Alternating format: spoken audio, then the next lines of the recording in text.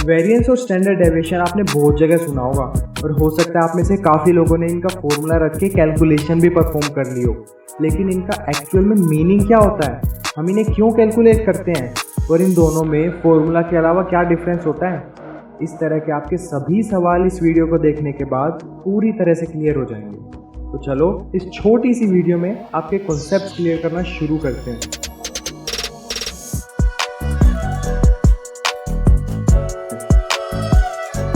हमने last video में measures of central tendency के बारे में पढ़ा था, मीन, मीडियन, मोड।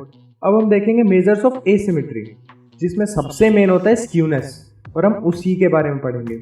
वैसे इसका फॉर्मूला भी होता है, लेकिन फिलहाल उसके बारे में पढ़ना हमारे लिए इतना इंपॉर्टेंट नहीं है, तो हम सीधा इसके मीनिंग को समझते हैं। अब अगर डिक्शनरी में देखें तो स्क्यू का मतलब होता है ऐसी चीज़ें जो ना किसी और चीज़ के पैरेलल हो, ना ही राइट एंगल्स पर 90 डिग्री एंगल पर हो। ये कंफ्यूजिंग लग रहा होगा आपको, बट अभी थोड़ी देर में आपको समझ आ जाएगा कि इसका क्या मतलब है। मैं आपको 3 ग्राफ्स दिखाता हूँ। अब ये पहला ग्राफ जो है, इसमें इसकी टेल यानी ग्राफ की लाइन का वो हिस्सा जो थोड़ा दूर जा रहा है, नीचे की तरफ जा रहा है, उसे टेल बोलते हैं। पहले ग्राफ में इसकी टेल लेफ्ट साइड में है और दूसरे ग्राफ में राइट साइड में। इसी को तो स्क्यूनेस बोलते हैं, यानी कि किसी चीज़ का एक तरफ झुकाव होना। पहले ग्राफ को देखकर हम बोल सकते हैं कि ये राइट साइड झुका हुआ है। राइट साइड झुका हुआ है तो इसकी टेल लेफ्ट साइड होगी ऑब्वियसली, और हम बोलेंगे कि ये ग्राफ लेफ्ट स्क्यूड है। दूसरा ग्राफ जो है उसकी टेल राइट साइड है, यानी ये राइट स्क्यूड है।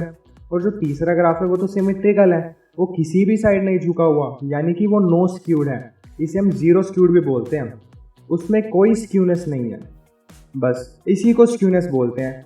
है ना, काफ़ी सिंपल। अब हम ग्राफ्स को लेबल्स दे देते हैं। एक्स एक्सिस पर है वैल्यूज़ और वाई एक्सिस पर फ्रीक्वेंसी।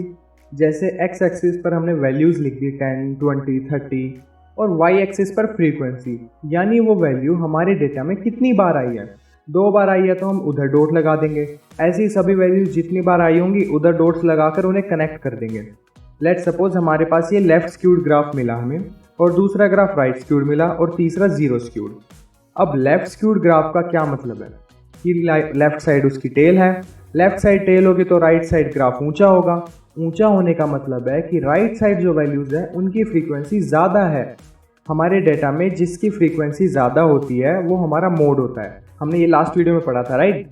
यानी कि मोड हमारा सबसे राइट में होगा, और जितना राइट में होगा उतना बड़ा होगा।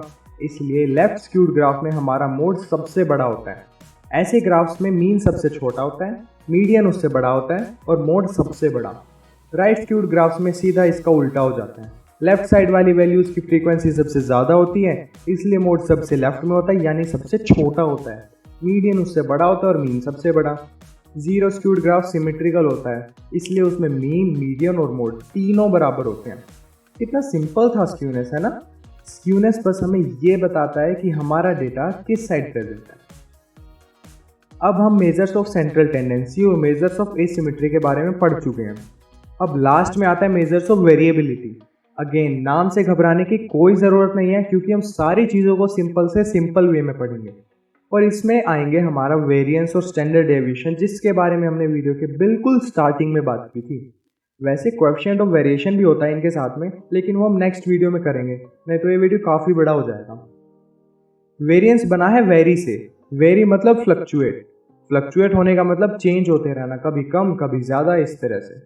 वेरिएंस मेजर करता है हमारे डेटा पॉइंट्स मीन से कितना डिस्पर्स्ड है, यानी कि वेरिएंस फ्लक्चुएशन मेजर करता है हमारे डेटा पॉइंट्स की मीन से, कि जो डेटा पॉइंट्स हैं वो हमारे मीन से कितने छोटे हैं और कितने बड़े हैं, या फिर ये हमारे मीन से इतने पास हैं या कितने दूर हैं। अब इसे कैलकुलेट करने के लिए हमारे पास 2 फॉर्मूलाज होते हैं, एक पॉपुलेशन वेरिएंस का और दूसरा सैंपल वेरिएंस का। 1 मिनट, इसको थोड़ा और अच्छे से समझते हैं। मैंने आपको लास्ट वीडियो में बोला था कि अब से हम पॉपुलेशन मीन और सैंपल मीन वर्ड का यूज़ करेंगे, मीन का नहीं करेंगे। लेकिन फॉर्मूला तो दोनों का सेम ही था, फिर वेरिएंस के लिए फॉर्मूला अलग क्यों है। पॉपुलेशन मीन निकलता है पॉपुलेशन के सभी डेटा पॉइंट्स का सम करके उन्हें नंबर ऑफ पॉइंट से डिवाइड करने पर, और सैंपल मीन निकलता है सैंपल के सभी डेटा पॉइंट्स का सम करके उन्हें नंबर ऑफ पॉइंट से डिवाइड करने पर। बट फॉर्मूला तो दोनों का सेम ही हुआ ना, sum of data points divided by total number of data points. इसलिए हमने मीन के लिए एक ही फॉर्मूला याद किया था, पर वेरिएंस के लिए दोनों फॉर्मूलाज अलग अलग हैं। वो सब तो ठीक है, लेकिन दोनों के लिए फॉर्मूलाज अलग क्यों होते हैं? वो इसलिए क्योंकि पॉपुलेशन में हमारे पास सारे डेटा पॉइंट्स होते हैं जितने भी पॉसिबल है, और इसलिए हमारी कैलकुलेशन 100% करेक्ट होती है। बट सैंपल से हम अंदाज़ा लगा रहे होते हैं पॉपुलेशन की कैलकुलेशन का, कि अगर हमारे पास इतने सैंपल है तो हम पॉपुलेशन का इस तरह से अंदाज़ा लगा सकते हैं। इसलिए हमें हमारे सैंपल डेटा के फॉर्मूलाज को थोड़ा एडजस्ट करना पड़ता है ताकि वो मोस्ट एक्यूरेट आंसर्स दे पॉपुलेशन डेटा के कोरेस्पॉन्डिंग। समझे? अब वापस आते हैं फॉर्मूलाज पर। पॉपुलेशन वेरिएंस को हम सिग्मा स्क्वायर से डिनोट करते हैं और सैंपल वेरिएंस को एस स्क्वायर से। इनके फॉर्मूलाज ये होते हैं। वैसे तो ये काफ़ी बेसिक मैथ्स है, बट फिर भी अगर कोई मैथ्स बैकग्राउंड से नहीं है तो डोंट वरी। ये जो सिंबल है इसे समेशन बोलते हैं, जिसका मतलब सिंपल, सभी वैल्यूज़ का सम कर देना होता है। मैं एग्जाम्पल जब दूंगा तो सारी चीज़ें क्लियर हो जाएंगी। फिलहाल के लिए ये समझ लो कि xi हमारे डेटा पॉइंट्स हैं, म्यू हमारा पॉपुलेशन मीन, और capital N total number of observations in population data. इसी तरह से x बार हमारा सैंपल मीन है और स्मॉल n हमारे total number of observations in sample है। अब अगर इसे गौर से देखें तो न्यूमरेटर में हम डिफरेंस ले रहे हैं हमारे डेटा पॉइंट्स का मीन के साथ और उन सभी का सम कर रहे हैं स्क्वायर करने के बाद। यानी कि हमारा जो वेरिएंस होगा वो जितना छोटा होगा, यानी हमारे डेटा पॉइंट्स उतना ही मीन के आसपास हैं, और जितना बड़ा होगा मतलब मीन से उतना ही दूर हैं। पर हम ये स्क्वायर क्यों कर रहे हैं उस डिफरेंस का?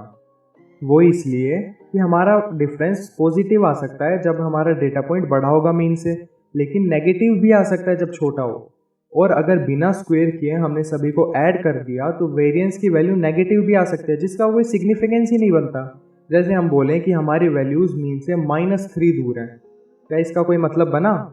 और अगर वो सारी वैल्यूज़ कैंसिल आउट होकर 0 आ गया तो उसका मतलब ये होगा कि सभी वैल्यूज़ मीन के इक्वल हैं, बल्कि असलियत में ऐसा होगा भी नहीं। इसलिए हम स्क्वायर लगाते हैं ताकि अगर कोई नेगेटिव वैल्यू भी हो तो वो भी पॉजिटिव बन जाए। अब दूसरी चीज़, हमने इस सैंपल वेरिएंस के डिनोमिनेटर में -1 क्यों लगाया n के आगे? सीधा n से डिवाइड क्यों नहीं किया? ये वो एडजस्टमेंट है जिसके बारे में मैंने अभी ऊपर बताया, जिससे हम सैंपल से ही पॉपुलेशन के वैल्यूज़ को मोस्ट एक्यूरेटली प्रिडिक्ट कर पाते हैं। अब मैं इसका एग्जांपल स्टैंडर्ड डेविएशन के साथ ही दे दूंगा, क्योंकि स्टैंडर्ड डेविएशन बहुत ज़्यादा इजी है।